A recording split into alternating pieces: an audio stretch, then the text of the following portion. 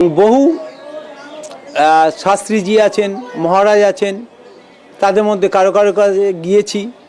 আজ বাজারে আমরা অনেক জ্যোতিষী দেখতে পাই, তান্ত্রিক দেখতে পাই, মহারাজ দেখতে পাই। সমাজে অগণিত অসৎ জ্যোতিষতান্ত্রিক ছেয়ে গেছে।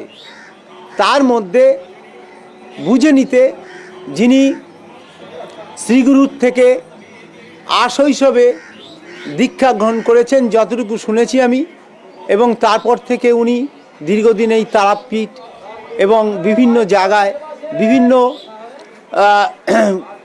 তন্ত্রবিদদের কাছে তন্ত্র শিক্ষা করেছেন এবং ওনার একাডেমিক এডুকেশনও যথেষ্ট প্রখর, যা বর্তমান অনেক জ্যোতিষতান্ত্রিকের নেই।